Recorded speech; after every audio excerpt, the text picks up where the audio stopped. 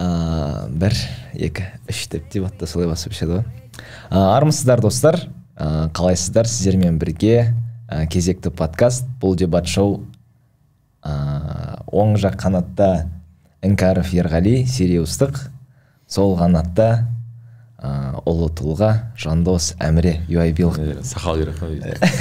Артынан автоматтарды қойсыңдар. Так, бір-екі статистика айтып кетейін. Достар, алдыңғы бізде подкастта условно 1000 просмотр болыпты, соғанда шүкір. Бірақ подписчик саны 362 екен.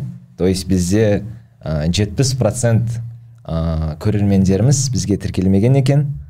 Сол тіркеліп кетсеңіздер деп өзіміздің YouTube шоуымызды қозғап кетейік.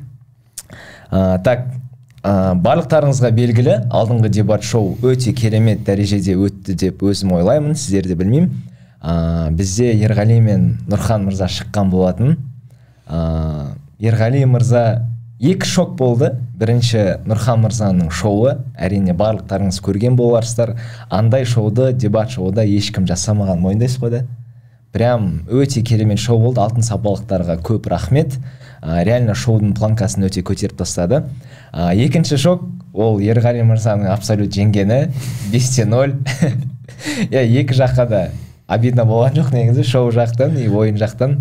Бірақ негізі ағалардан сұраған кезде соңғы ойында более тақырып ашылмағандай болды деді ма. Бір ағалардан, яғни Али ағалардан сұраған кезде там предмет дебата қозғалмады дейді ғой сол жайлы. Ол жерде менің естігенім просто прямой ойнайсыңдар дейді. Прямой, мысалы, тақырып қалай беріп тұр, тура солай ашып, солай ойнай бересіңдер. Андай баяғыдай, мысалы, қазан деген ол былай деген сияқты, андай көрсетіп, ондай нәрсе жоқ дейді. Оған мен жауап бердім, оған айттым, қазіргі уақыттағы LD-ның жалпы деңгейі сондай, өкінішке орай. Қазіргі уақытта LD-да сен тікелей почти как APF-тің бета-версиясы сияқты қылып ойнамасаң, оны ешкімге өтпейсің. Сондай проблема бар негізі. Сол проблемамен күресу керек сияқты деп ойлаймын өзі. Каждый раз проблема туралы айтатын болдық. Бірден хейттан бастаймыз қалай енді. Так, давайте біріншіден жалпы танысып тастайық. Ерғали мырзаны білесіздер, уже 2 видеода көріп, жалғып кеткен шығарсыздар. Ендеше бүгінгі акцентті Жандос мырзаға қойық. Жандос мырза өзіңіз жайлы 1-2 ауыз. Жалпы Жандос деген кім деген сұраққа жауап берсеңіз. Көненің көзін көрген. Ауыл молдасына қатырамағанды. Ассалаумағалейкум, мен есімім Жандос. Жандос Әміре Тұрманұлы. Енді құдай қаласа Ерғалидің 3-ші қарсыласы. Бұл кісіні абсолют чемпион қылдырмайын деп жіберейін деп тұрмыз енді. UAB-дің аға буыны дебатта қанша жыл уже? 6-шы жыл ма, 7-ші жыл ма? 7-ші жылы? Біздің келгеніміз 7 жыл болды ғой. Сондай тәжірибеміз бар. В целом негізі білмеймін, өзім көп мақтай алмаймын. Жақсы, қазір енді дальше өзім мақтайтын болам. Жалпы не жаңалық болып жатыр өмірлеріңізде соңғы өзгерістер, там, не знаю, жұмыс мәселесі бойынша, отбасы мәселесі, дебат жағынан болсын, қандай жаңалықтар болып жатыр? Бірінші Жандос. Менен ба? Аха. Үйленем жақында. О, тема, машалла. Июньнің 23-і, 23, 22, 12, 22 деп продолжение жасадым. Ой-ой-ой, не деген романтика десеңізші. Қызыммен уже 5-ші жыл ма, 6-шы жылға қарай өтіп бара жатыр. Жүргеніме уже үйлену керек деп шештік. Сол негізгі жаңалықтардың бірі.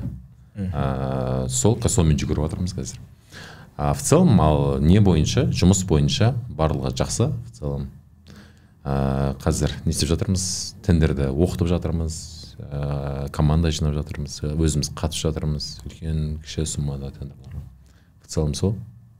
Жақсы, рахмет, Ерғали мырза. Менде бір қалыпты, өткен жылғыдан қатты бірдеңе өзгеріп кете қойған жоқ. Өзгерген дүние бар. Осы дебат шоумен қатар аманаттың турнирі болады ғой. Сол аманаттың турнирі и дебат шоу жалпы сол кездері ойнаймын. Одан кейін в целом карьера аяқталады, короче.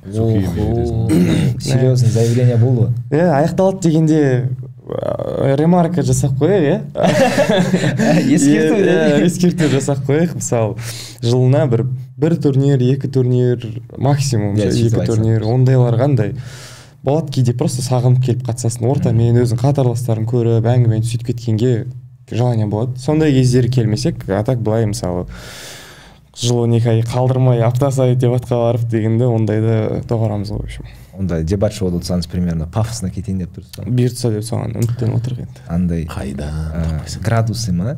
Я ухожу красиво деп. Сөйтіп кетеміз бұйыртса. Тема. Я бұйырса Ерғали мырзаның да айырылатын болдық деп ше. Так, давайте примерно актуальный темалардың бірін қозғайық. Соңғы болып жатқан қай турнирларға бардыңыз?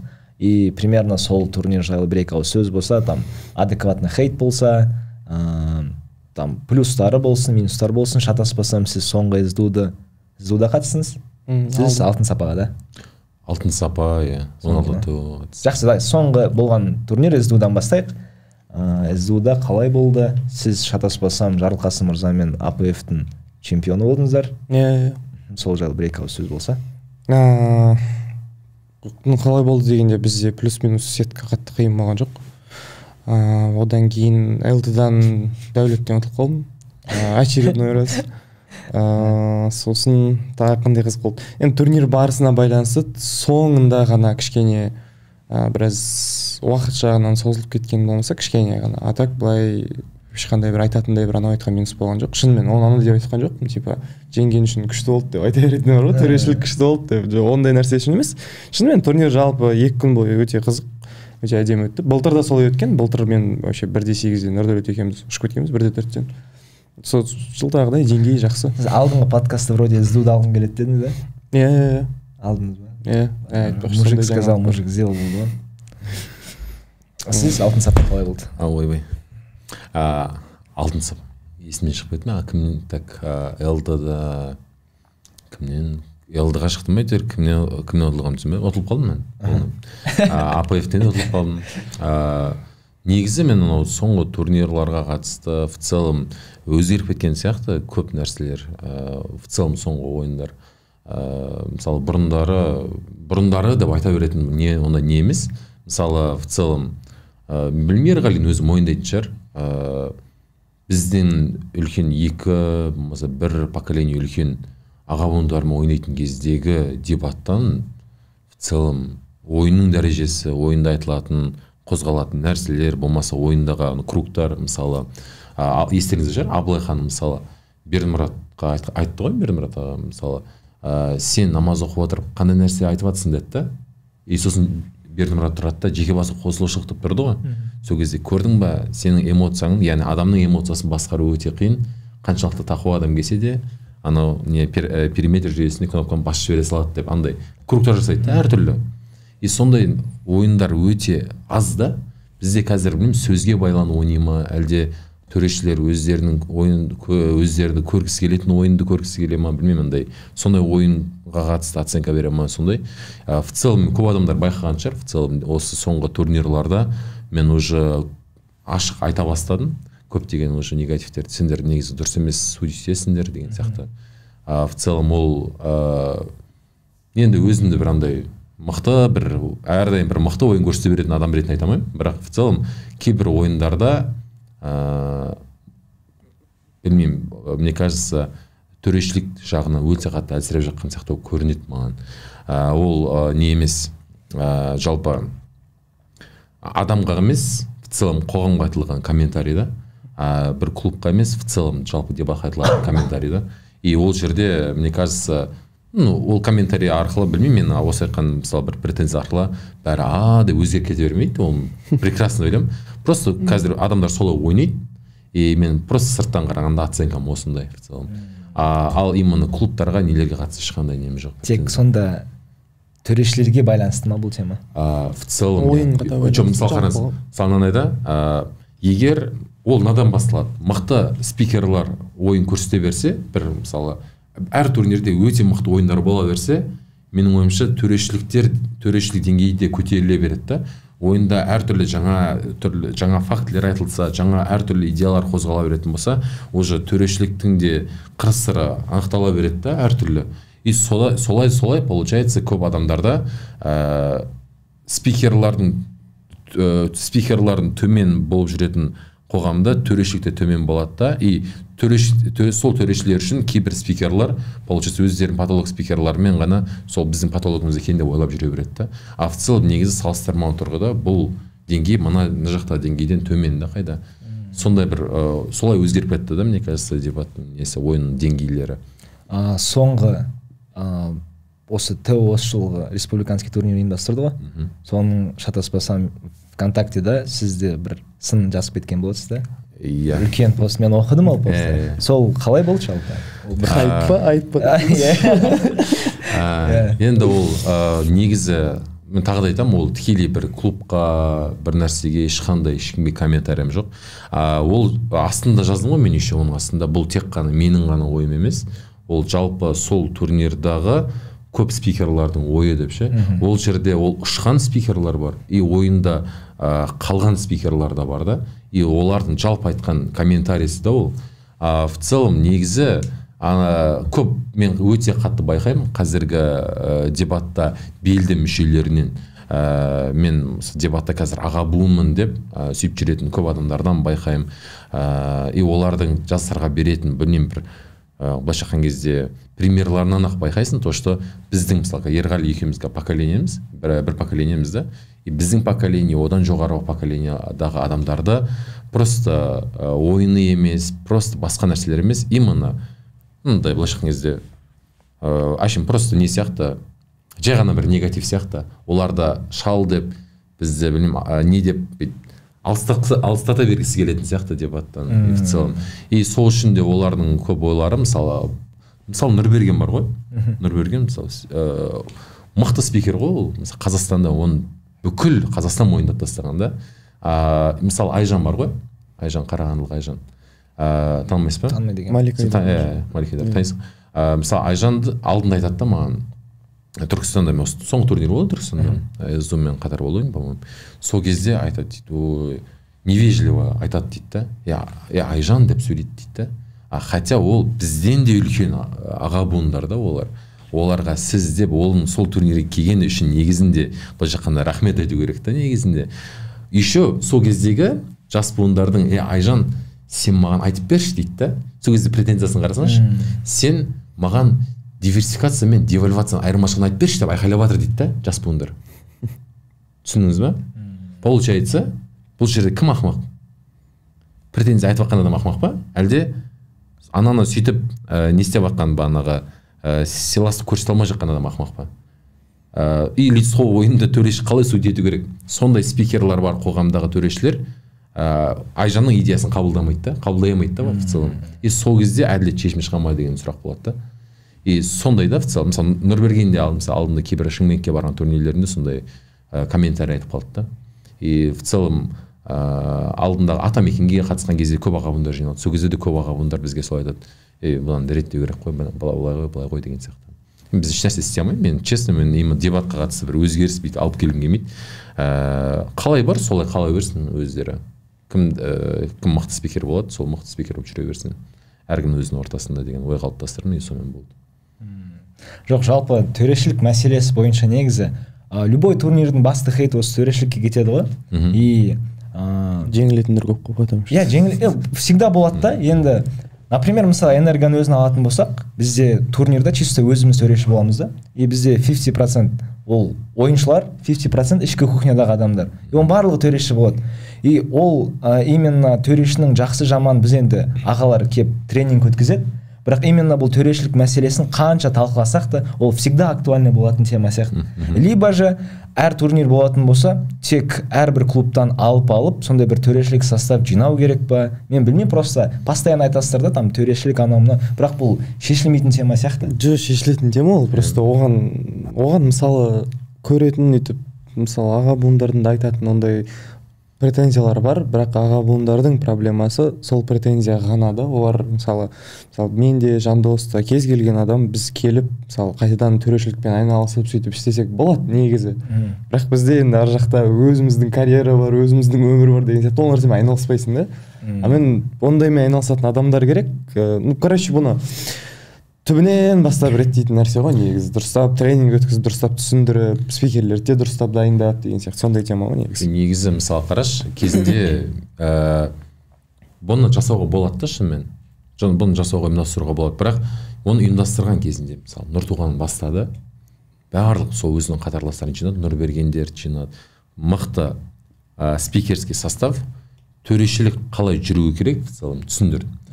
Сол тренингке біздің қазіргі поколениеде қазір құдайдай көріп жүрген адамдар бар ғой, ойбай топовый спикер, солардың бәрі сол тренингке қатысқан кезінде. И ол қанша, сол кезде қанша теңге, 500 теңгеден ба төлеп қатысты, 500 теңге 1000 теңгеден ба төлеп қатысты. Ол фуршетіне болды ғой. Иә, просто сондай. А бірақ сұрақта ол Нұртуғанға бір нәрсе берді ма обратно, или Нұрбергенге бір нәрсе берді ма? Наоборот, ол жерде олар ешнәрсе алмаған екен, не аламыз бұны деді да, қоя салды. И көп адамдар қазір соны жасауға болады без проблем. Просто ол обратно ешқандай не бермейді да, польза бермейді да. И сол үшін ол қоя салады. Типа сіздің прилагать етіп отқан затыңыз төрешілерге там финансовый бонустар болса? Не только финансы, не только финансы. Мысалы, ол финансы, ол ақшалай деген, ол біреуге аз, біреуге көп, всегда ол кете береді, мысалы ше. Мысалы, мен бір консультациям тендерге 50 000 теңге тұрады. Мысалы, допустим, бірақ 50 000 теңге кейбір адамдар үшін қымбат или аз ғой, сол сияқты да. Ал енді неге қатысты бағана, олар беретін болса бағанаға, олар қайтадан жастар, жас буындар ол нелерді бағана төрешілерді, в целом спикерларды аластауын тоқтату керек, мысалы былайша айтқан кезде шалдар, кетіндер деген сияқты түсінік мүлдем болмау керек, мысалы мен түсінігімде. И осындай бір ментальный уровеньнен бастап қабылдай алу керек та, оларды шынымен мықты спикер ретінде мойындай алу керек. Мысалы қазір кім мықты спикер? Топовый спикер кім қазіргі? Аралбаев Рамазан дер едің. Вопросов нет. Алматыда, оңтүстікте қазір енді Алматы бөлек кетіп бара жатыр ғой бүйтіп негізі. Бұрын оңтүстік болатын бәрі бірге, мысалы Тараз, Шымкентте, Алматыда мойындалған спикер міндетті түрде Таразда, міндетті түрде Шымкентте, міндетті түрде Түркістан, Қызылорда мойындалатын, міндетті түрде. Қазір кім бар мысалы? Алматы өзінше бөлек бір Ватикан бөлек болып кетті ғой, бөлек болып кетті ғой. Ол ненің әсер екенін нақты білмеймін, бірақ в целом сондай болып бара жатқан сияқты да.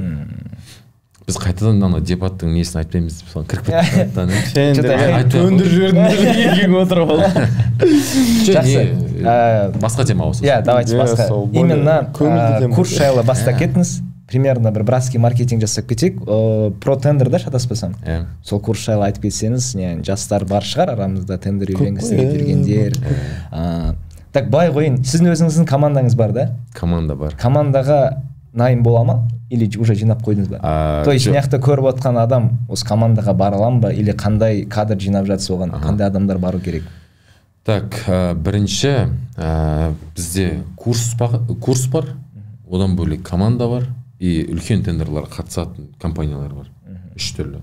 И командаға адам жинау үшін қазір уже біздің фильтр мынандай.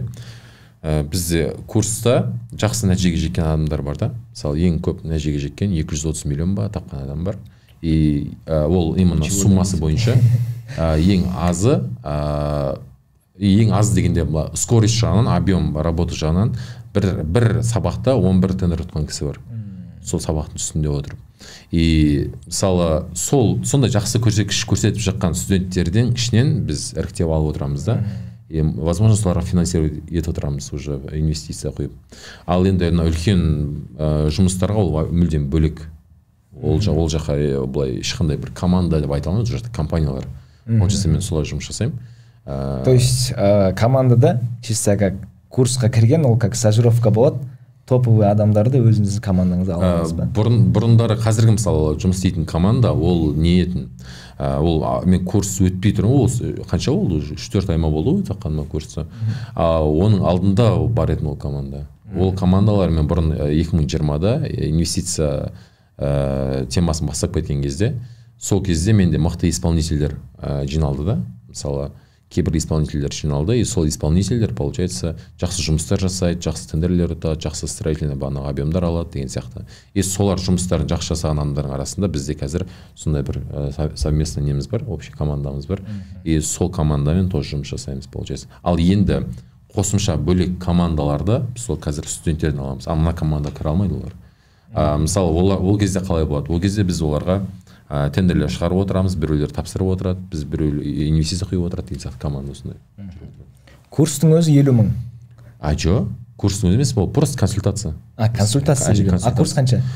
Курс 100 мыңнан басталады, 1,5 миллионға дейін. Ой, 1,5 миллион курсы қандай? 1,5 миллион курсы мысалы. Не үйретесің? 1,5 миллион курсы былай ғой, мысалы бір адам, мысалы сен келесің, и саған полный бағанағы с нуля үйретеміз, сен жеке кураторың болады, саған аптасына 20 рет па айына 20 рет па кездесеміз, и в целом саған тендерлер дайындап береміз, қатысасың деп, если надо будет инвестиция дайындап береміз. В общем, в целом сенің ақшаң ақталатындай варианттар жасаймыз да. Бірақ сен процесстер өзің басқарасың да. Бір сұрақ пайда болды да, 1,5 миллионға курс алған адам бар ма? Көп бардайлар негізі. Көп емес, аз. Мысалы, бір Шымкенттен бір кісі келген, өзінің строительный компаниясы бар, и бір несі бар екен, ресторан деп айтайын ба, кафе деп айта берейінші. Бір кафесі бар, өзінің строительный несі бар, компаниясы бар. Сол кісі уже өмірге деген амбициясы бар ғой, андай ғой. Бесіп қойған. Өмірге деген талпынысы. Мықты, өте мықты. Сайдмұрат Давлат танисыз ба? Танымайды екен. Танисыз ба? Сайдмұрат Давлат. СНГ-да мойындалған спикер ғой, бизнес-тренер. Сен танисың ба? Біз деген простоймыз ғой өте. Сайдмұрат Давлат, мудрость муравья кітаптың авторы мысалы. Сол кісінің шәкірттері ғой, былайша айтатын болсам. И сол маған келеді, сөйтіп сол кісі Шымкенттен келіп, бірінші кездесіп, солай алған. Одан бөлек те адамдар бар, негізінде осындай курсты алып жатқан, 1,5 миллион курсты алып жатқан. Кейбіреулер айтады, бөліп тұрайық дейді, кейбіреулер былай жасайық дейді. В целом сол. Тема. Ерғали мырза, алып қосарыңыз жоқ па? Жоқ, жай қызық тыңдап отырмын. Бір айлыққа қарап отқан адамсың. Жоқ, ондай темаларды білмеймін енді. Мен более андай компаниялардың ішіне бүйтіп шататься етіп жүріп үйреніп қалған адамға қиын ғой ондай нәрсе. Иә, негізі мен де өзім сондаймын, офиста отқан. Офисный планктондарымыз ғой, біз екеуміз спикерлер танымаймыз. Именно бизнесқа, предпринимательство, тендер, ондайға қызығушылығыңыз жоқ па? Да, қызығушылық бар. Ол анандай қызығушылық қой, футболға қызығушылық сияқты ғой. Болельщиксің ғой, просто біліп қарап бүйтіп жүресің. Как профессия ретінде емес, да, никак? Жоқ, қатты қызығушылық жоқ, именно ондай жақтан. Окей. Так, келесі сұрағымыз. Жалпы Жандос мырза, дебаттағы опыт жайлы. Дебатқа жалпы қашан келдіңіз? Дебатқа тоже перваш кезден сразу ма? Иә, перваш кезде, сол кезде бірінші. Мен негізі арада қанша? 1 жыл ма? Коронавируспен 2 жыл, получается, вообще дебат ойнаған жоқпын. Почти что. Бұлай арасында ойнап жүрдік. Бірінші, екінші курста ғой, ең көп постоянно ойнаған кезім. Бірінші курста, анда бір не алды, бірінші, так, ноябрьде келдік па дебатқа, айскеремға сразу. Сол кезде 1-4-ке бардық, одан кейін келесі турнир. Қатысып, ет болып жүрдік, бір кезде Түркістанға барып, сразу финалға шықтық. Ерекеңдермен Сағатағаларға қарсы ойнап, финалда ұтылып қалдық. Зато біз бір соковыжималка ұтып қайтқан кезде. Содан кейін келесі турнир, получается, дебат маскарад, Құралбек ағамыздың жасаған дебат маскарад турнирі болды. Топовый турнир болды. Сен қатыстың болған? Иә, қатыстым. Сен көрмедің ма что-то? Бірден алып таштым. Сол кезде дебат маскарадқа қатыстық. Так, сол жерде чемпион болдық та, Ерғанат екеуміз. И содан кейін біраз кәдімгідей турнирларға шығып жүрдік, қатарынан 1 жыл, 1,5 жылдай. И одан кейін уже Ерғанат өзінің жұмысымен, мен өзім жұмысымен кеттік та, и солай кетіп қалдық. Ана форсажда Вин Дизельмен екеуміз бөлек кеттіңіздер ма? Алматы свиданиена тендер болды. Жоқ, андай не ше, осы байқаймын, мысалы, Ерғали бар, Ерғанат бар, мысалы. Байқайсаңдар, турнирге қатысатын кезде күшті әріптестерден таңдайды ше, мысалы. Нұротанға кіммен қатысасың? Білмеймін, әлі нақты емес. Либо Нұрмұхамед мырза, либо Әсетский. Мысалы, мен андай сияқты, мен білмеймін, есімде жоқ, бір турнирге бір фаворит спикермен қатысқаным ше. Нұрболат фаворит емес па? Нұрболат фаворит есептемейді, ол өзі есептемейді фаворит. Өйткені ол қанша? 2 жыл ма, 3 жыл ма, ол в целом перерыв алған. Кемемен теңізге, мұхитқа кетіп қалды. Justice for Нұрболат. Сөйтіп сөйтіп мысалы Нұрболат пен оның өзінде бір турнир ойнадық, одан кейін давай осылай шамалы бұлар бір постоянно ойнап көрейікші деп сөйттік. Мысалы оның алдында кіммен ойнадым мен мысалы, ондай көп адам естен шығып кететін нәрсе, өзім де естен шығып кетті кіммен ойнағаным уже.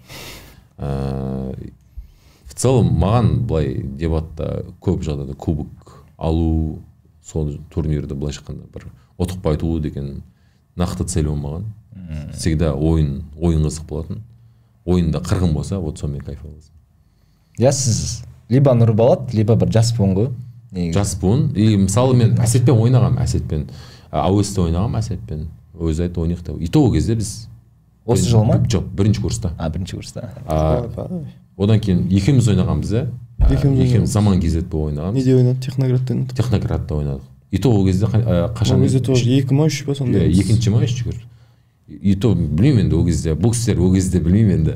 Біз ол кезде әлі жоқпыз ғой неде. Фавориттердің тізімінде жоқпыз ғой біз.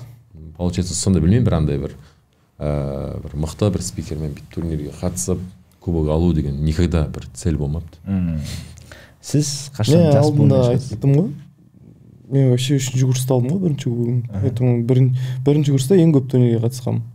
Вообще бүкіл кәдімгі турнир, бірінші турнир басталған аптадан бастап, содан кейінгі апталардың барлығы, егер ол басқа аймақта болып қалса, Алматыда жоқ болып, мен сол басқа аймақта турнирде жүрген, сөйтіп жүргем короче. Бірақ максимум 1-8.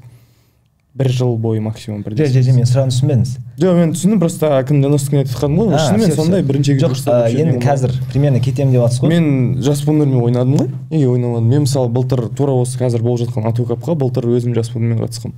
Жандаспен финалда ойнадық. Жоқ, просто имеется в виду кететін кезде как минимум 1-2 жас буынмен ойнап қойдым ғой мен. Мен ойнап қойдым, мен оның бәрін былтыр жасап қойдым уже. Шын айтамын. Хайт болмасын деді. Хайт болмасын. Мысалы Шымкентке тағы бір жас буынмен бардым. Қазір мысалы ол кезде жас буын, қазір уже президент болды. Екінші курс қазір. Кстати, не Ерғали мырзаны кім білеміз? Кубок қанша сізде? 25-ші. Таразда 25-ші. 25. Қанша рет финалда болғанын сұрамай ақ қойын, одан көп шығарды? Жоқ, ондай емес менде. Менде бір 6 ма ойын разница. Там Техноградта бір кубок жіберіп қойдым Нұрдәулетке қарсы. Энергода жіберіп қойдыңыз. Солай примерно. Энергода Көкжалға қарсы. Мен сонда бір 6 ойын ба бар, 6. Негізі в целом мен финалға шықсам, вероятность көп, то что мен до конца аламын. Или не істесем бағанағы. Либо мен оған дейін плей-оффқа бір-екіге дейін, даже бір төртке дейін ұшып кетем. Или болмаса до конца аламын вообще. Так, давайте кеттік. Енді давайте дебат шоу жайлы бір-екі ауыз сөз қозғайық. Жалпы настрой қалай біріншіден? Жақсы. Негізі, енді қалай бар солай айтайын, маған интервьюерім ғой, маған бәрібір. Бірақ уже көбісі, типа, до времени Ерғали уже абсолют деген сыбыстар бар да. Сол маған ұнамайды, сол шынымды айтайын. Сол нәрсе ұнамайды. Мне приятно, конечно, но маған ұнамайды десе. Не, ол андай ғой, блин, мен андай нәрселерге сенемін, мысалы карма деген сияқты андай дүниелер болады өзі, вселенной саған андай не қоятын, подтяжка қойып жіберетін. Просто мысалы мынандай болды ғой, Нұрдәулет пен Ерғанат ойнады ғой, былтыр емес, оның алдыңғы жылы Девотшода ойнады. Сол кезде де бәріміз, ой, короче, Нұрдәулет Дуайлыда ойнап жүр, Ерғанат ойнамай жүріп ойнап жатыр ғой, короче, жеңіледі Ерғанат, Нұрдәулет жеңеді, жыбы, ой деп. Потом Нұрдәулетке біз тастаймыз ғой деп сөйтіп жүргенбіз, короче. Жеңіліп қалды ғой? Жеңіліп қалғанда ол кәдімгі ойынмен шын жеңіліп қалды. История повторяется. Негізі Ерғанат ойын соңғы минуттарында кәдімгі не қылып переворот жасады. Сол негізі сол кезде мен жазып берген ғой, негізі басында айту керек болды. Сол негізі басында айту керек. Күтіп соңында айтады ғой. Духпен уже алып жатыр ғой. Пофиг маған. Қандай переворот жасасын. Переворот көрмей жүр дейсің ба? Шоу жайлы. Биылғы 3-ші шоу примерно назад в будущее 3 болайын деп тұр ма? Қалай или өзгеріс бола ма? Жоқ, өзгеріс болады. Шоуды тоже, шоуға қатты мән беріп жатырмыз. Бір күтсін ба елдер мощный шоу? Жоқ, күтсін жарайды енді. Күтсін, күтпесін демеймін ғой. Күтсін, әдемі шоу жасауға тырысамыз. бұл жолы ерекше болады. Жандос мырза, сізде настрой қалай жалпы? Ерекше деген сөз жалпы ол UAB-ге тән да. Қарапайым бар. Өте 1,5 миллион клиенттері бар. Қарапайымдылықтың адамы екен жалпы. Негізі UAB-ның тематикасы білесіздер ғой, қап-қара, бригада, Black Mafia, Family деп. Ол Ерғанаттан көріп қойдық емес па біз бір? Ерғанаттан көріп ол в целом UAB-де в целом сондай ғой. Енді Ерғанатта қара киін, осы жолы роза киінеміз деген әңгіме жоқ. В целом сол бана қара тематикамен сөйтіп жүреді. Біздікі андай не болады, білмеймін біреуді бір мазақтап, не деген, мысалы, сіздерде болды дебат жолының тарихында, мысалы, біреуді бүйтіп мазақтап, одан кейін ананы күшті көрсетіп деген сияқты, ананың қасындағы спикерге қарсыласына прикол ұстап деген сияқты. Мирасты намековать етіп жатсың ба деп. Мирасты намековать етіп жатсың ба деп. Мирасты сондай тема болды. Көрген жоқ, по-моему, мен оны. Мирасты да сондай болды. Да. Басында, типа сондай, мысалы, Алтын Сапада да, по-моему, сондай бір несін көрген Алтын Сапаның. Нұрдәулет шыққан кезде болды. Нұрдәулет шыққан кездерде болды, сондай. Көп ержанаттар ондай жоқ, скорее всего, более скромно, более, в общем, дерзко солай шығатын шығармыз. Жоқ, енді UAB ерекше креатив. Мен шоуда ешқандай күмәнім жоқ. Негізі бізге іштегі кухня талқылаған кезде де осы Жандос мырза примерно болады ау деген кезде елдің барлығы онда шоудан проблема жоқ деді ғой. Болды. Енді қалай Ерғали мырзаны алам деп отырсыз ба былай? Негізі шыққастыр ма қарсы? Қарапайым болды сен. Қарсы ойнағанбыз. Атуда ойнағанбыз ғой былтыр. Атуда ойнадық. Полуфиналда ойнағанбыз. Жандос жеңген. Ондай история повторяется кеп тұр ғой. Тосын деп рахмет. Сен жоқ, нейтральный емессің ау деймін. Шаршадым братан, сен шаршадым бар ғой. Дым әңгіме жоқ қой айтатындай.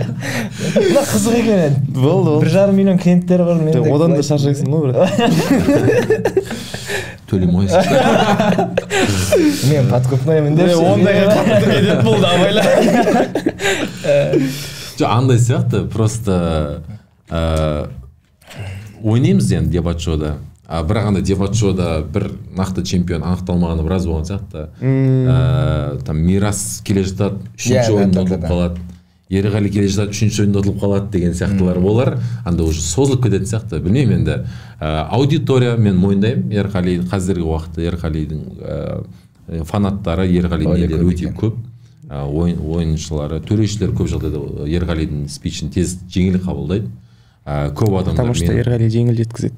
Конечно, жеңіл адам. Жеп жеңіл адам, сондай. Білмеймін, мен мысалы, менің спичімді көп адамдар ауыр қабылдайды, көп адамдар. Потому что деп қоймайсың. Потому что мен ауыр түсіндіремін. Или мен ауыр тақырыптар қозғаймын. Ой, жаңағыдан кейін ауыр тақырыпты айтпай қой. Қайсы? В целом сол, мен в целом Ерғалидің қазіргі аудиторияның, мен қазір уже білем деп атшуда аудиторияның біраз бөлігі Ерғалидің фанаттары болатын сияқты. Және де менің подписчиктерім де ғой. Ертең в целом сол, енді ойын барысында енді жеңемді ойлап өз басым, шын керек. Өйткені Ерғалидің стилін білем, көп жағдайда ол неге сөзбен ойнайды, сөзге тақал ойнайды. Мысалы бір сөз айтылды ма, сол сөз айтылды, или айтылмады, сен осы сөзді айттың ғой деген сияқты, сондай көп жағдайда сондай бір немен ойнайтын сияқты көрінеді маған. Сондай ма? Жоқ, негізі мен айтайын, бәрі маған нейтрально ғой негізі. Бірақ енді мен көп дебатерлармен араласамыз ғой, коммуникация енді дебатшылардың координатор ретінде менің міндетім да араласу деп қояйын. Қазіргі реалияда Ерғалидің фан зонасы өте үлкен. А вот Жандос мырзанікі, ну, конечно, енді бір адекватный критика айтқаннан кейін сізді более как критик года сияқты айтылып кеткен сияқты. Байқадым. Көп турнирларда сіз енді адекватно не қалдырасыз, там отвод мәселесін білмеймін, бірақ именно как критик Жандос деп сондай не қалыптасып кетті. Мен артынан сондай, мен білемін оны, сезім сразу білдім, өйткені біраз адамдардың, мен алдында үшін бір турнирге, қай турнир еді, бір турнирге барған жоқпын. Нұрболат барып қайтты да, көп адамдар сені сұрап жатыр дейді да. Сосын сұраймын, не айтып жатыр деген сияқты. Сөйтсем, алдындағы турнир ТО-да не болды мысалы деген сияқты. Сондай. Мен сол ТО-ға қалдырдым ғой, оның алдында есімде жоқ, қашан қалдырғанмын. Сөйтіп сол неден кейін өзі қатты айтылып кеткен сияқты болды да. Көп адамдар солай қабылдап жатыр да. В целом мен негізі ұтылсам, ұтылдым да мойындаймын негізі. Мысалы ойындарында мысалы ол өзім оценкам емес, мысалы сырттан қараған оценкамен өзім беріп отырамын оценка, мысалы ұтылып жатырмын ойында деген сияқты кәдімгідей. Если ұтылып қалып жатсам сөйтіп тұрып онда мен мойындаймын. Если ұтып тұрып бірақ ана ойында мысалы мен атуда мен элді ойнадым ғой, Жансерік бар ғой сендерде, Жансерік. Сол кезде мен мысалы ойында ұтылдым деп ойладым, бірақ ойынды маған беріп жіберді, мысалы ұтылдым деп ойладым. Мысалы мен сондай моменттерде өзім мойындаймын негізі ұтылғанымды. И былай енді бір жақты спикер емес, и уже былай шыққан кезде қандай да бір мені критиковать деп айтып жүрген спикерлерге қарағанда тәжірибесі көбірек адам ретінде айтайын, мен өзімді ойында в целом ұтылғанды білетін ойындар болады ғой, и мен соны қабылдай аламын негізі в целом. Бірақ грайн табу қиын сияқты негізі бәрібір. Жалпы мысалы сен саған деген көзқарасқа наоборот плюс болатын шығар, наверное. Жалпы сенің ауыр қабылдайтының причинасы неде мысалы? Допустим, даже мен ұттым деген ойында ұтылып қалған кезде сен ауыр қабылдайсың ғой ол нәрсені. Негізі ауыр тиеді ғой саған. Шынымен бір патч кетті ғой. Жоқ, шынымен ғой ол сондай ғой. Мен былай айтамын, жоқ, маған айт мысалы келді, Жандос негізі ойында жақсы ойын болды, бірақ мен кейбір просто малейший бір жай ғана бір себеппен, допустим, мына кісілерге осыны себеппен беріп жатырмын де.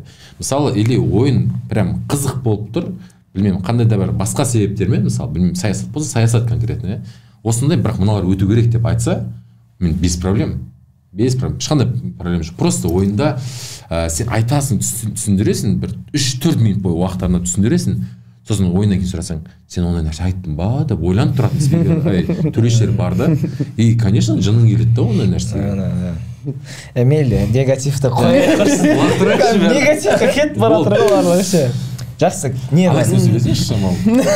Ана күліп отырсың бәрін білемін мен уже. Ырзам ғой, братан, білесің ғой, саған деген. Көрдім жаңа ырза отқаныңды. Мен Жандос Әмірені ең алғаш энергияда сол көкжалға қарсы көргем. Папауты содан таныған. И негізі білмеймін, бұл темаға кірген қате шығар, енді егерде артық кетіп барсам айып етпейсіз, бірақ Папауты деген жаңағы переводы стромамен папа где ты деген. Папа где ты. И сіздің шатаспасам өзіңіз инстаграмға енді жарияладыңыз, әкеңіз кетіп қалған болатын да. И осы екеуі взаимосвязаны ма? Или вообще қатысы жоқ па? Ол бір, екі, оның алдында мен әкем просто осы өмірде болды, бірақ 15 жыл менен басқа жақта болды ғой. Просто мен айта аламын, жас кезімнен әкенің былайша айтқанда махаббатын өте аз сезіндім деп айтсам болады да. И сондай, получается, бір не болды. Папауты и Нұрболаттың да былайша айтқан кезде өмірінде сондай бір боль бар да, и сол үшін екеуміздікі Папауты екеумізге солай шығайық деген сияқты. И былай қарағанда Папауты көп адамдар оның моралін түсінбейді да. Анау не бар ғой, көрген шығарсыңдар, бір вайн сияқты түсірді ғой бір жігіт. Типа француздар жылап отырады, қазақтар билеп. И сондай көп адам білмей ақ қойсын, білген адам, миы жеккен адамдар түсінсін ары қарай дедік та. Мен түсіндім. Папауты деген да. Бастаған көңіл тақырыбың мазмазында өзің. Сол барынша бейді биге қарай әкетіп. Салғы. Бекатығы, мен қазір қатырам деп. Болмай атыр бар да жігіттер. Қызымен ағы байраспеттім. Андай бір. Ладно, қыз темаға келейікші, қоймадым. Давай. Қанша болды жүріп атқаныңызға? Айттым ғой, 5-6 жыл болды. Қазір айтады да, енді маған да ағалар айтып жатыр да. Жоқ, маған деппін ғой, жалпы андай сөздер бар екен да. Например, қызбен жүргеннен 1 жылдан дальше смысл жоқ дегендей. И то есть сіз уже 5 жыл болып жатырды, ол уже какой-то бір неге кетіп қалған жоқ па? Привыкание ма? Да, привыканияға ма. Ну, типа конфетно-букетный сезон 1 жылдан аспау керек да.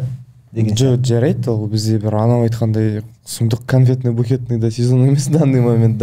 Біз больше, наверное, қазір больше дос ретінде бір-бірімізге көп поддержка жасаймыз, партнер ретінде бір-бірімізге көп поддержка жасаймыз, сондай моменттер ғой.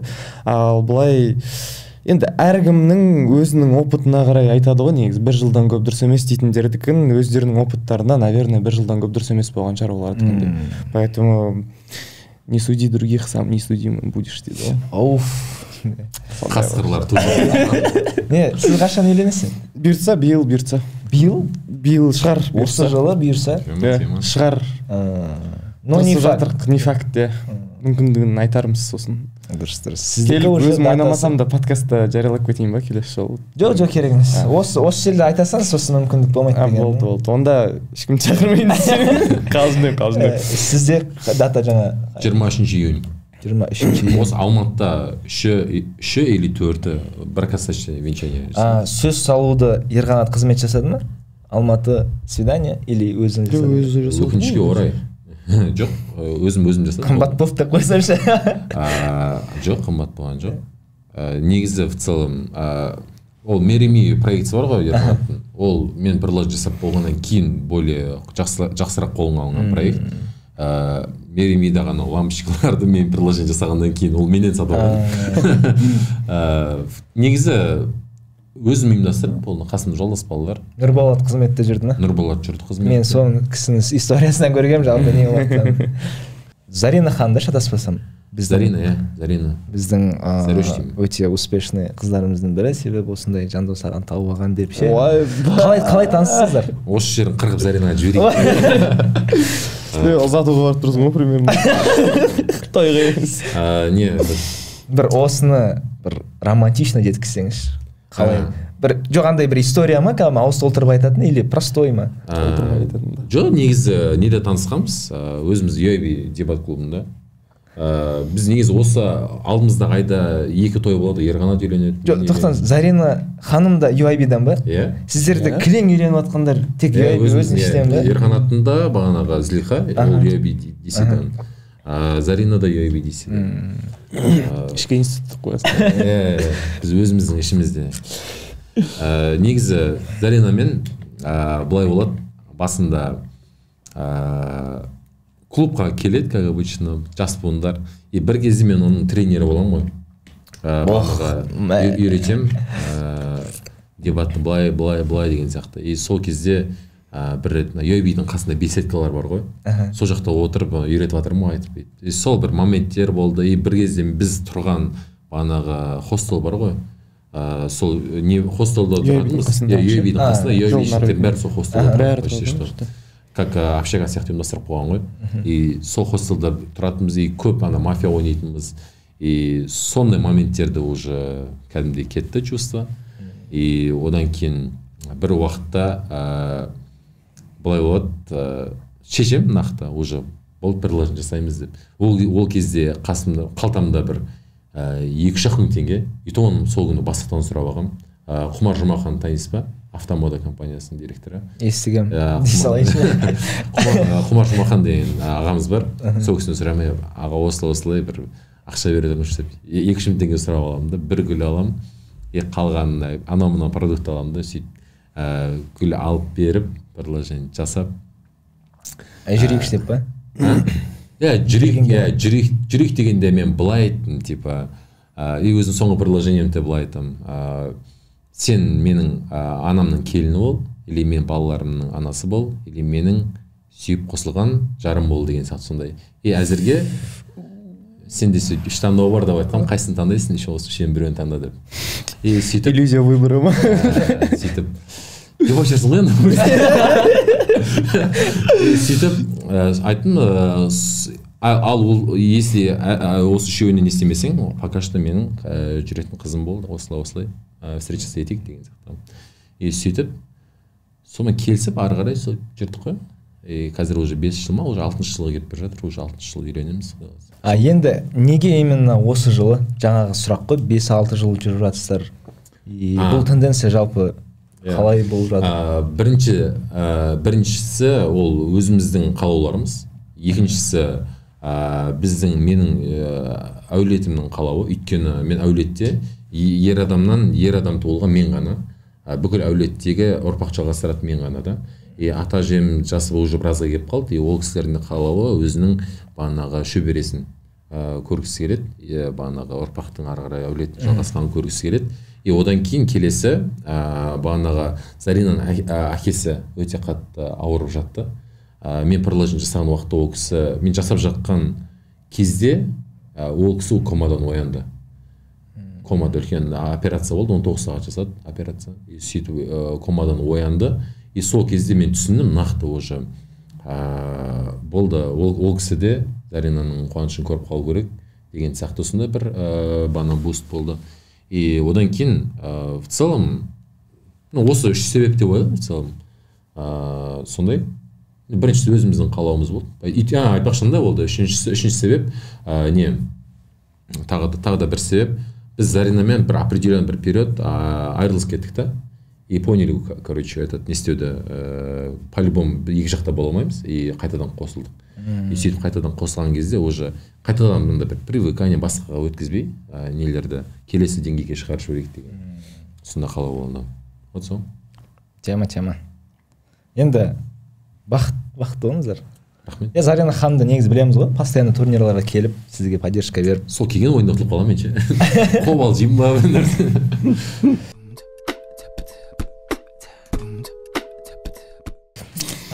Так, енді кішкене Ерғали мырзамен сұхбат жасайық. Өткенде СДУ-да жаңағы бәріміз сыртта әңгіме айтып тұрмыз ағалармен. Жаңағы Дәулет аға бар, Мұхаммед-Али аға бар. И көбіне олар не ғой? Геймерлар да, короче. И бір осындай теманы қолға алса ма деп сондай бір ұсыныс тастаған. То есть там Дотадан бір турнир болсын, CS-тан бір турнир болсын. И сол сіз өзіңіз игроксыз ғой да? Иә. Қай CS көбі ма сізде? Жоқ, Дота ма? И сол тема жағы қалай ойлайсыз? Негізі жасаған дұрыс па? Көп па негізі игроктар? Негізі көп, иә. Негізі көп. CS ойнайтындар көбірек, конечно. И CS-тің турнирін жасаған жеңілірек Дотаға қарағанда. Дота ойнайтындар да әжептәуір жетіп жатыр. Ең оптимальный PS қой ана кісілер отырған. PS кім ойнайды конкретно? Соперник бар ма? Ең оптимальный Mobile Legends. Айтпашы. Соңғы кездері сондай болып қалды ғой. Рамазан мырзалардың әңгімесі барлығы сол ғой. Ол Counter Strike дегенше негізі турнир ұйымдастырған кезде мен бірінші рет ойнап, біз анда не болды? ТО қарсы UAB ойнап көрдік бір ненше. Counter Strike. Не деген, нормально. Не деген не болды ана жерде кәдімгідей атмосфера болды ма? Ақ ит пен көк ит болды ғой. Қырылыстық қой бүйтіп ше. Қызық болады. Сондай бір еркектердің атмосферасы солай кететін сияқты. Ал в целом негізі дебаттың ішінен бүйтіп бір ішінен бір турнир қылып ұйымдастыратын болса, ол жерден зрительдер болатын шығар енді, мне кажется. Ондай кезде онда афишировать етіп или болмаса білмеймін бір не істеп көрсетілімдік ойын ретінде болмайды сияқты. По-любому сол дружеский өздері ойнай берген дұрыс сияқты көрінеді маған. Бірақ маған да негізі қызық. Енді андай не шығып жатыр ғой, типа пятница күні либо футбол деген сияқты. Суббота, воскресенье турнир деген. И пятница сондай бір CS-тан турнир ұйымдастырып жүрсе тема болады сияқты. Тема болады, иә. Соны UIB ерекшеге тығып. Сіздер как пионерсіздер ғой, любой началаны. Негізі көруге болады, деп жауапкершіліктің бәрін ақтырса.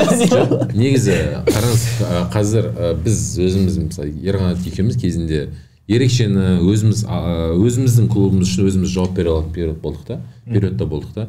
И қазір менің ойымша UIBDC-дің өзінің жауап бере алатын адамдары бар. Әр сұраққа. И сол кісілерге айтып көру керек деп ойлаймын. Біз қазір білмеймін, диктатура емес, мынаны істесең, мынаны істейсің, былай болады, мынау болады деген сияқты. Ондай жоқ. Қазір өздері фундаментально қалыптасқан қалаймыз. Қазір негізі ішкі кухняға араласасыздар ма? Там организация жағынан. Максимум мысалы өткенде Serious Cup болды ғой. Максимум біздің жүргеніміз ол тек қана сол төреші өзім шақырған төрешілермен бірге солармен әңгіме айтып, болды қарар сұраса қарар береміз. Болды атак былай іштегі құрсында сеңеге араласып та жүрген жоқпыз. Қажет емес қой. Жүре берсең олар өспейді ғой негізі. Негізі мысалы біздің немізде қазір араласу керек деңгейіміз не сияқты просто. Оларға поддержка беріп андай сырттан ше. Мысалы мен соңғы рет турнирге былай араласқаным ол былтырғы UIB Cup. И то ол жерде мен финансировать еттім в основном. Сөйтіп ауызашар болды, ол кезде ауызашар жасап сөйтіп не істеп беріп отырдық. Былай мынау не істесін, мынау төреші болсын, мынау болмасын деген сол бұрынғы темаларды өздеріне қалдырдық, өздеріне көріңдер дедік. На самом деле былай не жағына келген кезде қаржылай жағынан сөйтіп араласқан дұрыс деп ойлаймын өз басым. Әр клуб өзінің банаға не ғой? Альма-матер ғой былайша. Өздері сөйтіп сол жағынан көмектесіп оққан дұрыс деп ойлаймын. Себебі дебаттың бізге берген пайдасы көп қой. Қанша жерден бірінші достардан бастайтын болса, одан кейін ары қарай соңғы білмеймін. Қыздарға дейін десең. Қыздар демеңіз, болашақ жар деп сөйлейміз. Болашақ. Не, жаңа КС бойынша топ 1 кім? Мен естідім негізі Дашкон мырзаның CSGO-дан яры игрок деп. Иә, Дашкон мықты, Мұхаммед Али мықты. КС-тен кім бар та? Негізі Али, Жапар Али бар ғой, ол да ойнайды ғой негізі. Білмеймін мен, бірақ оның там не рейтингісі қандай екен. Нұрмұхаммед жақсы ойнайды ма? Нұрмұхаммед қазіргі ойнамайды особо. Сіз өзіңіз ойнайсыз ба? Или PS ба сізде? Жоқ, негізі CSGO деп қойсаңызшы. Гол ғой. Именно CSGO ойнаған, мен анда-санда ойнап тұрамын. В основном негізі сіздікі 1.6 аудио емес ол. PlayStation. И то қазір біз балалармен экраннан шаршадық та. Балалармен кейде отырамыз, бильярдқа барамыз, бильярд ойнаймыз, сол дұрыс ойлаймыз. Жас келе өзі ауысатын сияқты, бұл кісілер әлі жаңа не ғой, қанба деп ше. Демаласың шыны бильярдтан, сөйлесесің, демаласың, ана жерде деген кедесің ғой, нерв болып бейді. Короче, андай, да, пипец, не болып жатыр ғой, дисбаланс болып жатыр ғой, мына жерде, типа, ангелов тұрда, короче. Мынау, ангел ма мынау? Сен мынау вообще ангелге араласпай жатыр ғой. Кекпедағы ангел бір жер көрді. Заманауи ангел ғой. Бір фан болайын деп жатыр да, мә, газ кетіп жатыр. Сол ғой, фан тастасай сен. Фан деген бізді жамал. Фан деген сол ғой, брат, фан деген сол ангел сол ғой негізі. Сол, фан бет сол. Қазір соның критерий сондай. Бірақ соңғы Нұрханмен болған ойында фан болды ма негізі? Фан болмады да ойын. Сендер айтсаңдаршы оны. Мен енді организациямен жүргеннен кейін ойынды көрмедім. Андай не болған сияқты, көп фан емес андай. Андай не? Сигма. Сигма болды да. Жоқ, фанның көкесін мен неде көрдім? Мирас пен Ташконда көрдім. Вот солар прям бір-бірін тістеп тұрып. Фанның көкесін білмеймін. Қарарға да байланысты. Фанның көкесін мен Мұқағайлар ойнап жатқан кезде, Абылайхандар ойнаған кезде. Абылайхан ойнамады ғой бірақ. Есінде ма ойына дебатшода жабылған қазан жабулы күйінде қалу керек дейді да. Иә, сода ойнады. Ашып көрсе ішінде палау бар сығыр. Ашып кеткен ол. Сондай әңгімелері. Тиісте ол деймін. Андай да, короче, дружеский нейтральный фандар ғой, в общем, мысалы, сен қыз баласың, мен ұл баламын, сенің қызың, менің қызым деген сияқты ондай темалар жақты, короче. Сол фан, білемін, солардың фандары более өтімді фан ба, сондай көрінеді. Енді бұл ойында қалай жалпы акцентировка более фан қылуға желание бар ма? Білмеймін енді. Каждый раз стараюсь, но болмайтын сияқты, сол үшін қоятын сияқты. Жоқ, негізі фан андай зеркальный сияқты. Сіз, например, Жандос мырзаға бір панч тастасаңыз, өте қатты зеркальный. Сізде ответка болса, дальше кетеді да. Мысалы, сіз Мадина ханыммен, Мирас мырза Мадина ханыммен ойнаған кезде, Мирас енді өзі не ғой, фаны адам ғой, тастаған кезде Мадина ханым резко қырқып отты, короче. И прям андай ойында напряжение болды ауада. И ертең сіз панч болса, ответка бола ма деген? Негізі жесткий ответка болады десе. Ол в целом негізі фан айту несі өзіме солай ойнаған, емін-еркін ойнаған ұнайды негізі. Мысалы, на расслабоне бүйтіп начали ойнап бастаған. Вот сол бір момент бар, короче. Аян Қалмұраттың кімге қарсы, Мұқағалиға қарсы ойнаған кезінде, по-моему, алаңға 2 ма 3 ба алаң ұсынады. Каждыйын түсіндіріп, каждыйын четко дәлдеп берді, короче. Ол да бір анау айтқан фан жоқ, бірақ ол, андай вкусно именно кейсінің өзі ше, короче, андай кейстағы айтылатын идеялар дәлде, сондайлар вкусно. Аянды фан королі мойындайды, білесің бе үлкен алғанда? Жоқ, имеется в виду, типа, ол именно ол ойында, ол акцент қойған жоқ та, типа, мен қалжыңдап бүйтіп жіберемін деген сияқты ше. Мұқағалиға қарсы ойында. Не бол суперфинал болды ғой, сол кезде, короче. И ол прям, вот сондайға менде өз іштей, менде больше стремление сондайға, чем бір андай бір фанмен айыру. Фан енді андай нәрсе ғой, ол реті келіп жатса айтасың ғой, реті келмесе ретін келтіретіндер бар енді, келсем ол нәрсемен. Но енді Абылайхан о, рет керек емес сол кісі келесі. Рет деп айтып отса күле береді. Абылайхан, Мұқағали деген сияқты ол кісілерге енді қырсын. Аян Қалмұрат мырза мен Мұқағали болды да суперфиналда. Соңғы рет. Енді сіз қазір примерно ұтып жатсаңыз, суперфинал болса, скорее всего ол екі кісі уже дебатты ойнамайтын шығар да. Сіз суперфинал болу үшін келесі тағы абсолютпен скорее всего күту керек болатын сияқты. Күтемін, жарайды. Ну, не факт, конечно. Ну, конечно. В общем, негізі вообще дебат шоудағы шыққан кездегі негізгі бір шынымен негізгі бір смыслдардың менің ішкі не қылған сподвигать еткен сол нәрселердің бірі ол именно солар екеуін біреуіне қарсы ойнағым келген именно дебат шоуда сол нәрсе болған негізі. Сіз шатаспасам уже ол екі кісіге жекеге шығып сөйлесіп көрдіңіз бе? Енді Аян мырзаға айтқан жоқпын ештеңе деп. Кім Мұқағали мырза жүрді ғой, келді ғой. Мысалы дебат шоуда жүрді, турнирға бірге өздерінің турнирларында жүрді, сол кезде барып сұраған кезде почему-то мен қатты неде емеспін, формада емеспін, қатты неме желанием да жоқ деген сияқты айтты да. Хотя мен ұтсам қамшы тастаймын деп. Жоқ, бірақ скорее всего ол кісілер уже өзінше бір буындар ғой негізі. Олар отдельный буындар. Отдельный буын. Сіздің қазір ұтсаңыз, негізі ақталады, келесі адамды күтуге деп ойлаймын. Как минимум енді бір жыл шығар. Негізі бір-екі жыл. Дәулет шықпайтын шығар, надеюсь. Қыз ойын болмайды дәулет шықса. Сіз премьерда егер Ерғали мырзаны ұтсаңыз, өткенде Нұрболат мырзамен сөйлескен кезде тактика мынандай ғой кісіде. Жандос шығады дейді да, Ерғалиді айырады дейді да. Сосын мен қамшы тастаймын, Жандос мені қабылдайды дейді. Короче, кәдімгідей шешті саған. Сіз егер ұтып алсаңыз, примерно келесі кіммен ойнаған қалар едіңіз бір? Білмеймін, бір не жоқ. Ну, в целом, мен ойнағым келетін адам жалпы сипаты. Бана фанмен ойнайтын, болмаса білімді, былайша айтқан кезде. Анда тупить етіп тұрмайтын ше. Мынау не деп тұрмайтын. Айттым ғой бағана. Оны да біз де қоймаймыз ғой. Мысалы, андай кейбір адамдар білмей қалады осындай бір моменттер. Мысалы, алдында енді бір аға буын, кім екенін айтпай-ақ қойын. Тоже бізбен қатар аға буын. Сол, мысалы, ойын барысында мен осындай маман ретінде айтайын деп дезинформация айтып қалды да, мысалы ше. Дезинформация емес, білмей қалды, скорее всего. Сондай моменттер өте көп. Мен жыным келеді ондай дезинформация деген ше, өте қатты жыным келеді. Сол үшін примерно білімді, фанмен ойнайтын, сондай бір өзінің несі бар, стилі бар бір адам, кез келген бір адам.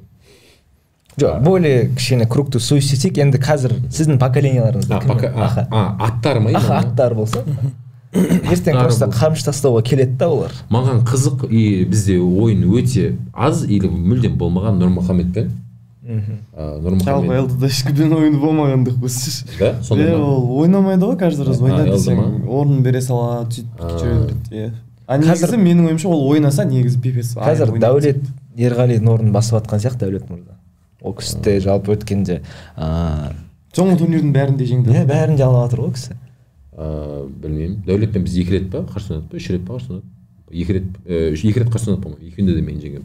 Дәулет екеуміз не сияқты, мынандай сияқты ойынымыз андай. Бірімізге бүйтіп ойынымызға кірмей қаламыз ба сондай.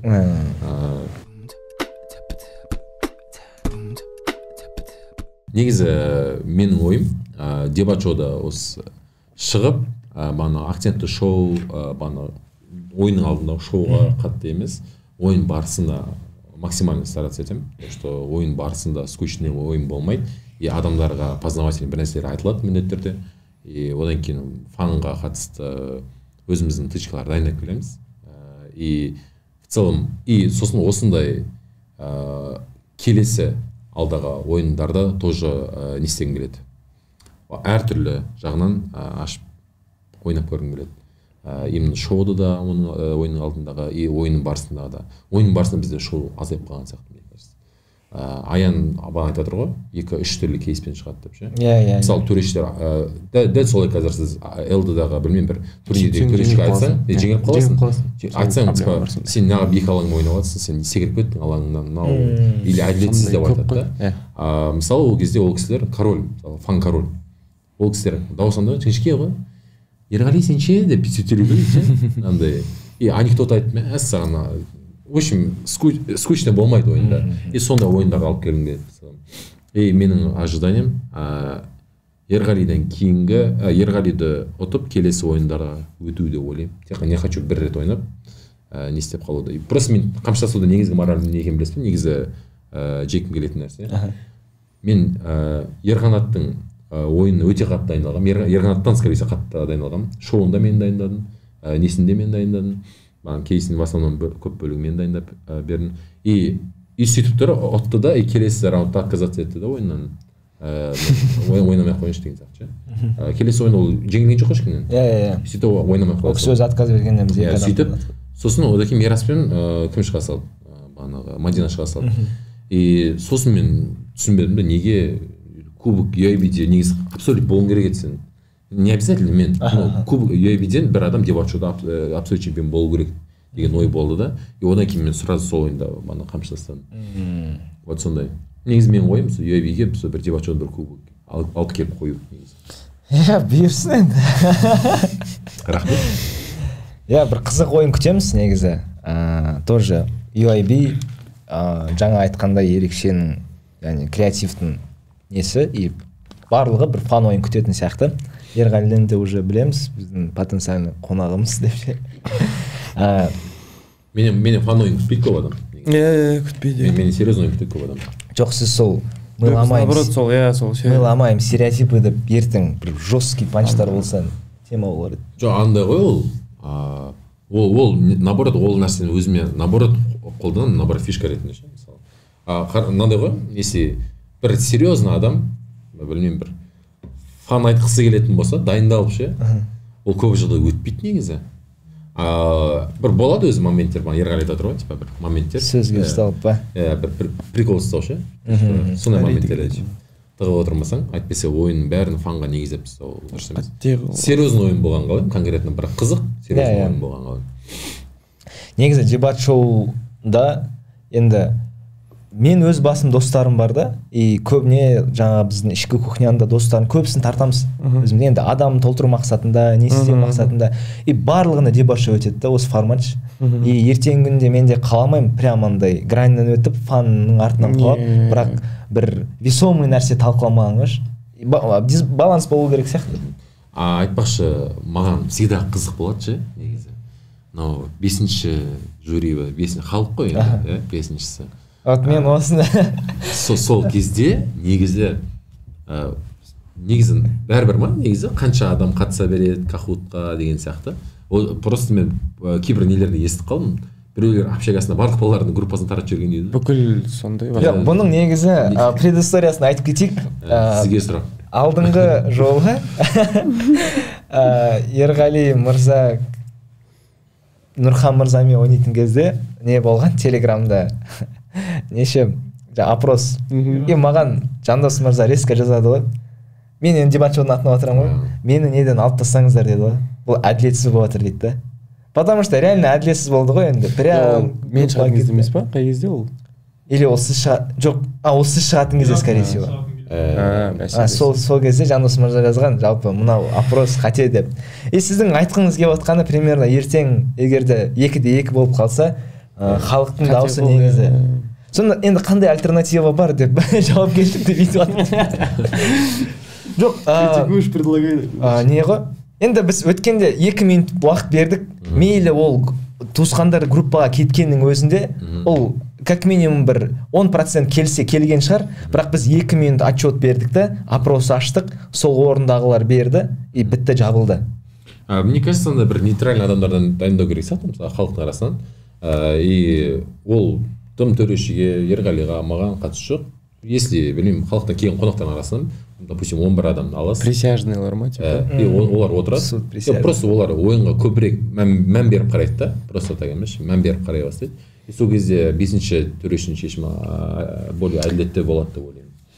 Жоқ, әділет тарапынан, иә, дұрыс шығар, бірақ негізі біздің де мақсат әдейі халықты, мысалы, ертең егерде суд присяжных болса, мысалы Сириустан ешкім келмейді да, ертең мен білемін, мысалы Индира жазады да, бәрін кеңдер аяқта шешім шығуы мүмкін деп. И мыңғыр қазақ келеді. Сізден ертең полный UAB-ді алып келсеңіз, сізде де обида болмайды. Негізі ертең UAB-ден 100 адам келсе, в основном еще байқасаңыздар 45-55 сондай болып жатыр ғой процентаждар. Так что это нормально. Мен не хочу этот нені, мысалы дебат шоуда, мен түсінігімде Сириус пен UAB-дің бір қарсы тұрған ол емес, негізі аудитория олар көп емес. Аудитория вообще басқа аудитория келген қалаймын да. Мен дебат сонда болу керек деп ойлаймын. Мысалы негізі в идеале ғой ол. Идеале, да. Хоп деп жете салатын нәрсе болмай тұр ғой ол өкінішке орай. өкінішке орай. Өкінішке орай.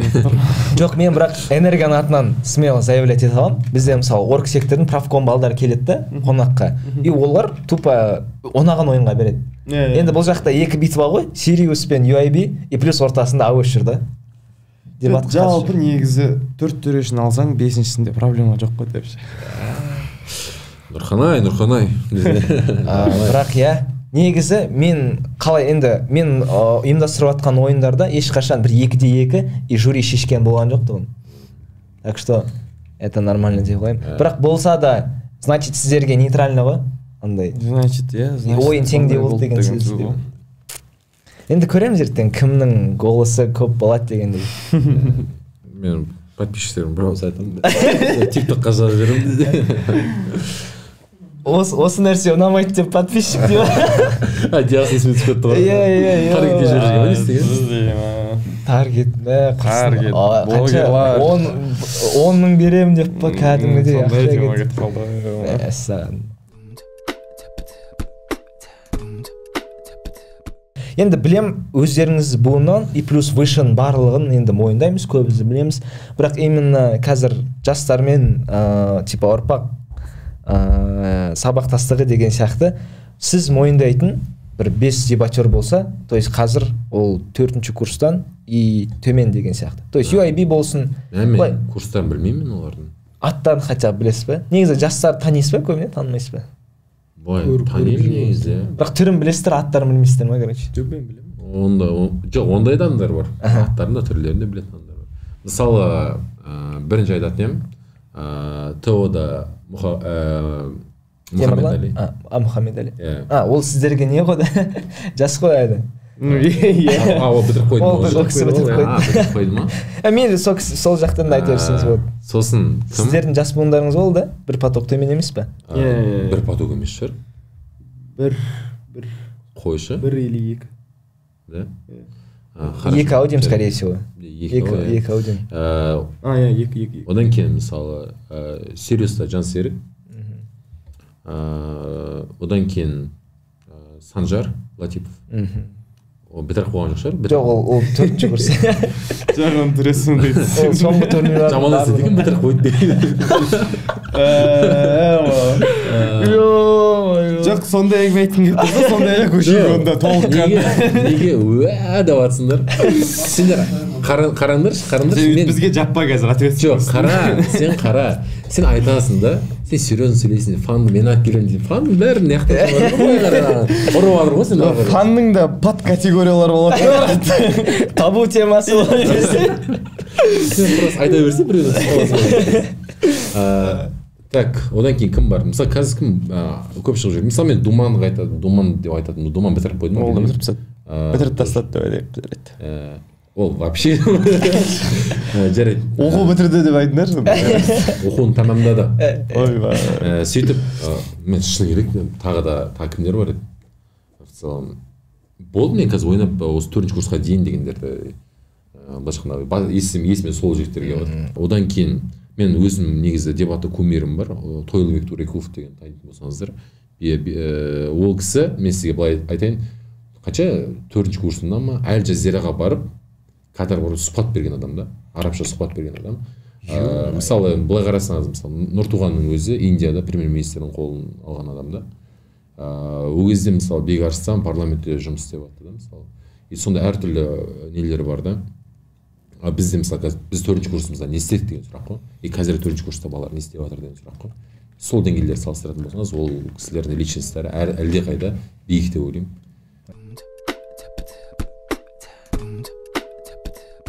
Менде плюс-минус ұқсайды негізі категория. Мысалы Мұхаммед Али ТО-дағы бітіріп кеткен аға буындары.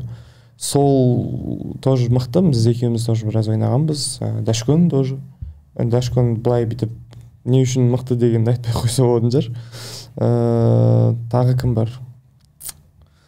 Енді менің қатарластарым болатын болса, ол обязательно Нұрмұхаммед болу керек. Нұрмұхаммед, өте ма? Нұрмұхаммед. Ол кісі экономист, да? Не, ол кісі маркетолог больше. Кім? Нұрдәулет, Жапар Али. Ох. Жапар Али. Жүрегім жылы естеп бар ғой. Жапар Ali мықты негізі. Әлі де шанс бар сияқты. Ол кісі әлі де жарқ етеді негізі. Жоқ, сіздің дебат мен екенін түсініп тұрмын, бірақ бұрыватырмын мен. Жоқ, бұл жаңа негізі сұрақ с подвохом болды да. Ой, маған бәрібір. Сосын негізі жастардан қазір осы Бека бар, негізі Бекзат деген бір жігіт бар. Алтын сабада ма? Қайтып береді десе. Қалжыңдаймын. Жақсы мықты жігіттер бар, көп. Ерзат та мықты негізі. Жансерік екеуінің ойындары қызық болады деп ойлаймын. Негізі прям қызық болатын сияқты. Айтпақшы, бізге тақырыптарды қашан береді? Тақырып бұйырса береміз. Бұйырмаса? Өзіміз қалай бар солай шығамыз. Жоқ, енді мен тақырыпты примерно ойда бар қазір әлі. Обсуждение болып жатыр. Бір қызық андай қыз бен жігіттің темасынан шығайық деп жатырық та. Қызық тема. Шүкір. Уже шаршадық та бітті. Кілең сондай болып кетті ғой тақырыптардың барлығы. Бұл жолы бір супер вау. Бұл жолы жігітпен жігіттің. Негізі мысалы супер вау дегенде мысалы сіздерге осы дебат шоуда қандай тақырып сіздерге өте өзіңіз мысалы саған өте қатты ұнайды? Маған ең ұнайтын тақырыптар ЛД-да. Ол көбіне мақалдар ғой, которые бір айтқаннан түсінбейсің да, и саған қызық, мынау қалай ашады деген сияқты. То есть мысалы көбіне енді ЛД-да қалай бар солай ойнайсыздар ғой. Андай қарар беру керек та, сондай примерно өзімізде ойластырып жатырық. Бір как қарапайым тема, и оны қалай бар солай аша алмайсың да, короче. Аналогиямен 2-3 жабулы қазан жабулы күйінде қалу керек деген. Сондай, сол қызық ғой. Оның жаңағы моменті бар ғой. Енді төрешіде мысалы Жапар Ali солар сияқты адамдар отырса вообще проблема жоқ. Любой тақырыпты басқаша қылып аша беруге болады негізі. Ол жаңа тура кімнің де біз Аян Қалмұратқа байланысты айтқан тема сияқты ғой. Оны сен басқаша ашатын болсаң төреші қабылдамайды қазір. Ол дебат шоуға байланысты емес. Жалпы қазіргі бүкіл ЛД-лардағы төрешіліктің темасы осындай. И ЛД спикерлер де сондай болып кеткен. Қалай бар, солай береді. Андай қазанның күйесі десең, олар күйінің жағылуы туралы әңгіме айтатын шығар, скорее всего, ондай. Оны да былай дефинициямен бүйтіп ашып не қылмайды да, короче. Сондай өте көп. Жоқ, төрешілік составтан ешқандай күмән болмай-ақ қойсын. Болды. Түсінетін адамдар болады. Болдырамыз, болмаса өзім болам деп айтпай-ақ қойым, үлкен ағалар бар. Жақсы, негізі біраз нәрсе талқыладық, хейт та болды, кішкене фан да болды. Десе де қызық болды деп ойлаймын. Соңғы тамамдайтын өзіміздің фирменный цитата дня болатын шығар, сізге болса. Енді бұл цитата дня дегеніміз более, наверное, как совет или өзіңіздің ұстанып жүретін бір принципіңіз. Хорошо. Хорошо. Менің принципім тоқтама озып кетеді деген. Қалай? Тоқтама озып кетеді деген. Тоқтама озып кетеді. Мен бұл сөзді ең алғаш Нұртуған аузынан естігем. Нұртуғаннан естідім. И ол мынандай, мен оған өзім ары қарай мораль қоса алдым да. Мысалы әлемде қазір уже 8 миллиард ба адам, 8 миллиард адам бар. Бұлай қарасаңыз жетістікке жететіндер бар, и артта қалатындар бар да. И артта қалатындар өте көп та. И соның ішінен, сол 8 миллиард ішінен Стив Джобс та шыққан, бағанағы Билл Гейтс та шыққан, Илон Маск та шыққан да. Бұлай қараса барлығы бір адам да.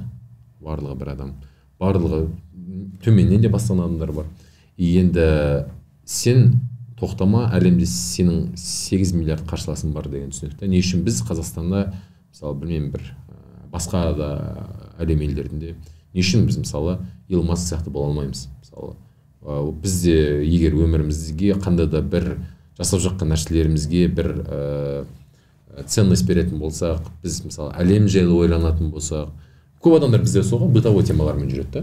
Мысалы, ақша тапсам, бүйтсем, сөйтсем, и кеңірек ойлансаң, мысалы, өте көп жасайтын нәрселер бар.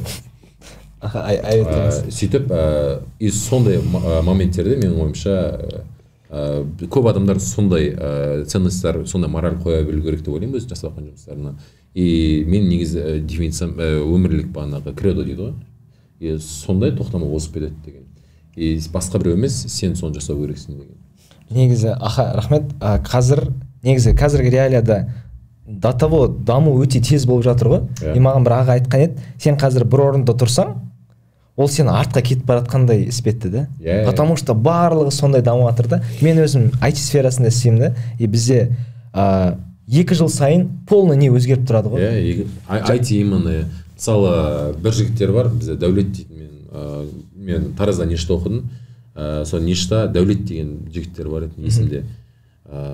Мен қатарластарым сол уақытта мектепте Қазақтелекомда базасына кіріп, бағанағы хакер болды да, сөйтті да, сол базасына кіріп өзінің үйіне тегін интернет таратып қойды да. Просто студент кезде сондай нәрсемен прикол ұстап жүрген адамдар, мысалы қазір қандай деңгейде. Москвада международный турнир болады, и ол кезде IT проектілердің турнирі, и біздің нештан Қазақстан атынан 2 проект жібереді, екеуі екінші, үшінші орын алып қайтады да. И соны орындаған жігіттерді қарасақ, IT сферадан определен бір период қана қалғанда, былай қарайшы, басқа жұмыс істеген, и қайтадан келсе, уже вообще дамып кеткен да. Мысалы, бізге бұрын Дельфи ассемблерді үйрететін, қазір уже вообще да, ол вообще не актуально. И вот солай негізі. Сөйтіп тоқтамай жұмыс істеу керек. Тоқтамау керек. Қалып кетесің. Ертең ана, бұл не үшін сұрап отырмын мен? Ертең турнирлар болады ғой республиканский, соңында оппозиция үкіметтің артында цитата болады ғой. Тоқтама, баса бер, Жандос Әміре деп тұрады да соңында. Сөйтіп мен ойын барысында Ерғалиға айтсам ба деп отырмын. Тоқтама деп ше. Дұрыс. До конца ойна, до конца деп. Жандос мырзаның цитатасын тыңдап отқан кезде Ерғали мырза параллельно Гуглдан цитаты дня деп іздеп отыр ғой. Осыдан кейін қалай сенесің бар ғой. Не таптың айтшы. Мен просто есіме түсірдім, 451 градусов по Фаренгейт деген кітап бар. Маған өте қатты өтіп кеткен кітап еді кезінде. Соның ішіндегі бір сөз есіме түспей қойды, короче, соны қарадым негізі. Вообще, кітаптың сюжетін айтып берейін, сен безейсің. Больше доверие болады. Короче, мынандай фраза бар да. В положении умирающего всегда есть свои плюсы. Умирающий никогда не боится риска дейді, короче. Енді мен бұған дейін и так-то каждый келгенде цитат айтып кетемін, мен өмірлік кредомды да, біреуге советті де бәрін айтып болдым, по идее. Енді мына үшінші ойын, финальный, мен үшін в любом случае финальный ойын, жеңсем де, жеңілсем де. Сол үшін менде былайша айтқан кезде мынаның сути келеді да, короче. Уже кетіп бара жатқан адамда плюсы бар өзінің дейді, ол ештеңеден қорықпайды. Яғни ертең мен чисто фанмен ойнасам да, или білмеймін, жалаң аяқ жүгіріп шықсам да сахнаға, менде терять нечего. Мен жеңсем де, жеңілсем де, мен сахнадан кетем ол сахнаданшы. Вот сол үшін мен больше эффект көрсетуім мүмкін, поэтому сол нәрсені ескеру жөнінде айтайын деген, в общем. Жылаған мен кеткен. Бір андай бір не жоқ па, кішігірім напряжение сияқты білдің осы. 2 рет ойнап келдің, үшіншісінде қаза болып қалсам, обидно ғой. Жоқ, мен жеңетініме сендім. Осындай самооценка қаяқтан черпать етсе болады. Сатып отыр ғой, брат. Рамазан сатып отыр дейді. Рамазан сатып отыр. По-свойски алдыртсашы. Енді не болса да, енді маған приятно. Бұйырған ғой. Бұйырғаны болады. Жоқ, кім отса да, Жандос мырза отса, мен тоже достойно деп ойлаймын. Ерғали мырза отса да, ол уже 2 рет дәлелдеді. Тоже достойно деп ойлаймын. Не болса да, өте бір қызықты ойын күтеміз. Осымен енді жайлап подкастымызды тамамдайық. Достар, тағы да бір ескере кететін жайт, сол 13-ші официально дебат шоу болады, сіздерді күтетін боламыз. Дебат шоу сағат 5-те басталады, сағат 5-те, себебі бізде 2 шоу алды шоуымыз бар және основной шоуымыз бар. Алдындағыдай сағат 11-ге дейін қалып бездулықтар үйіне қайталмады. Негізі, потому что көбіне параллельно турнир болды, технократтан кеш келдік. Бұл жолы тек аманат болады, бірақ аманатқа Алматыдан көп фракция бармайды деп ойлаймын. Сондықтан өтініш, ерте келіп, 5-те 2 шоу тамашалап кетсеңіздер болады. Сіздер үшін Ерғали мырзаның соңғы выступлениясы, Жандос мырзаның алғашқы выступлениясы. И тағы да керемет шоулар болады. Биыл Ерғали мырзалар бір вау эффект дайындап жатыр екен. Көреміз енді қандай вау эффект. UIB айтса да айтпаса да шоуларына күмән жоқ. Сондықтан рахмет достар, подкаст ұнады деп ойлаймын. Мынандай нәрсе айтқым келіп тұр да. Комментарийға бәлкім бір мықты коммент болса, может тендер курсқа 10% скидка болса қалай? Без проблем. Без проблем ба? Сондай бір бүкіліне жақында ерді. Егер шынымен мысалы араларыңызда шынымен тендер үйренгім келеді деген адамдар болатын болса, негізгі біздің жасап жатқан мынау жұмысымызда, ол былайша айтқанда бизнеста, негізгі мораль үйрету халыққа. Просто ол жерде анда не да, адамдар әлі қанша мысалы кезінде Нұрлан Байділділер жасады ғой. сол кісілер бастады ғой, король маркетинг деп айтады. И мысалы ол кісілер тендерде Нұрлан Байділда деген сондай сөзбен қалыптастырып қойды да, соның өзінде әлі күнге дейін адамдар болған сенбейтінше, на самом деле онымен ақша табу негізі и сенуге болатын нәрсе, екінші оңайырақ нәрсе да. Бір ай бойы жұмыс істеп, былайша энергияңды берген жұмысыңа, сол берген энергияңды бір бөлігін мынаған берсең, сол ақшаны былай табасың да негізі. И просто біз выживать етпеуіміз керек, просто өмір сүруіміз керек. Менің ойымша сол. Егер үйренгілеріңіз келетін болса, онда маған жазыңыздар, Дәрекке жазыңыздар, осында клубтың промокод дебат шоу десеңіз, дебат шоу деп айтыңыздар, болмаса міндетті түрде банағы сіздерге на встречу келеміз. Қатып қалған бір бағалар жоқ. Ерғали мырзаға жазсаңыз, менде жұмысқа скидка берейін. Поддержка ғой. Поддержка. Енді жалпы карьераға байланысты сұрақтар болса жазыңыздар жарайды. Ерғали мырза өткенде айтқан болатын, PM болып жұмыс жасайды IT компанияда. Так что если осы сфераға қызыққандар болса, жазсаңыздар болады. Сұрақтар болса. Все, рахмет достар. Бұйырса сіздерді күтетін боламыз. Подкаст ұнады деп ойлаймыз. Комментарийда өздеріңіздің пікірлеріңізді лайк басып, подписаться етуді ұмытпаңыздар. Бұйырса сіздермен бірге 10-ші жолығатын боламыз. Сіздермен бірге болған мен Тұраров Бекзат. Рахмет.